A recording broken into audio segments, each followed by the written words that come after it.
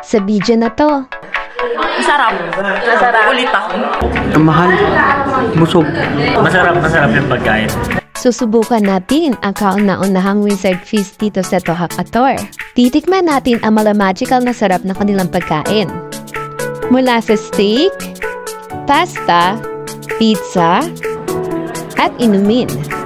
Hanggang sa mala Harry Potter na vibes ng restaurant na ito.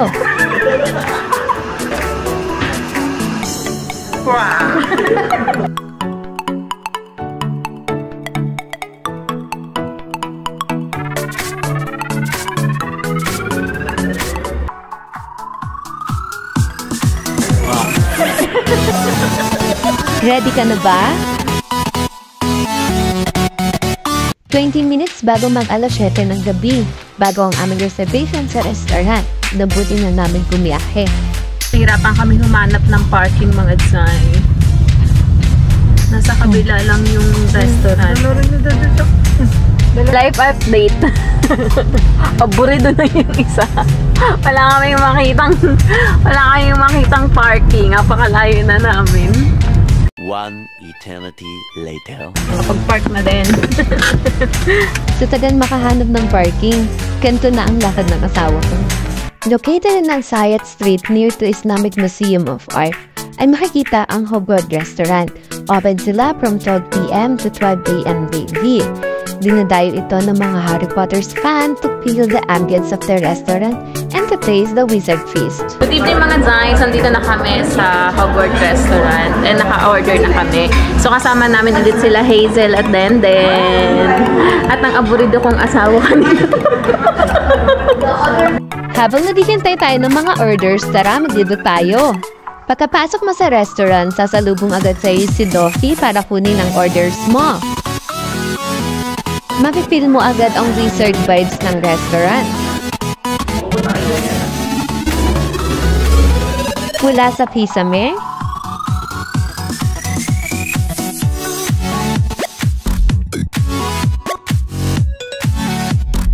maletang tumatagas papuntang sa Hogwarts,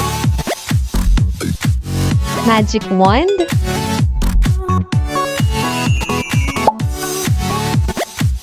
mga backgrounds,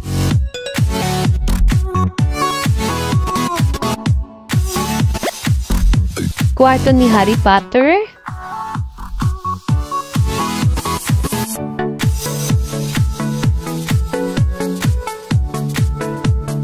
at pati na rin sa scene na para ka talagang nakasakay sa tren, ay may experience mo dito.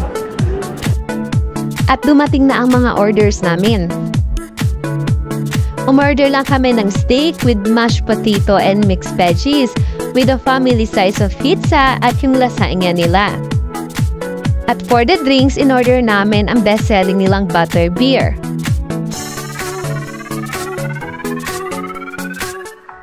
Let's eat, mga Zay!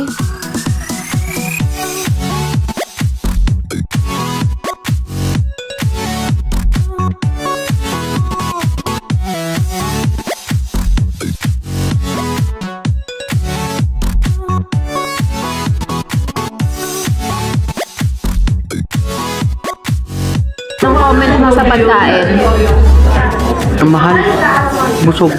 Pero, masarap ba? Masarap. Lalo na yung mashed potato. ano masasabi niyo sa pagkain? Masarap. Masarap. Ulit ako. Ulit ka. Ikaw. Masarap yung pagkain.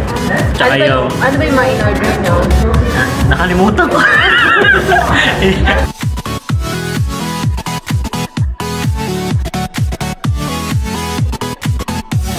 Pauwi na kami, mga Zay. Pagtapos kumain na antok. Nag-enjoy ang birthday girl. Oo. Yun. Well, okay naman yung pagkain. Swak naman siya sa yung price niya. Tama lang. Para dun sa kakainin. At tapos, bali, bumawi ka na lang yun sa ambience niya. Mag-picture-picture ka na lang, doon ka na lang bumawi. Pero madaming tao, dinadayo talaga siya doon. Yan mga Zay, naghiwalay-hiwalay na kami kasi magkaiba kami ng tinitirhan. So, ayun mga Zay, ang masasabi ko lang sa food, okay naman siya. Pero yung lasagna nila medyo dry. Pero okay na din kasi parang may pagka-Italian touch siya. Wow, Italian touch. Tapos, yung steak nila, nagustuhan ni Ian yung sauce. Oh, diba? Narinig nyo pa? Perf. Nagustuhan niya yung sauce. Saka nabusog siya agad. Kasi, so, yun mga Day, short video lang to kasi wala naman masyadong ganap sa loob kasi maliit lang yung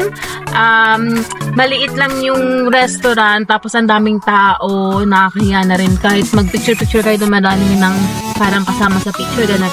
So, yun nga. An-experience lang namin, tintay lang namin. So, okay naman siya puntahan. So, yun lang. Bye!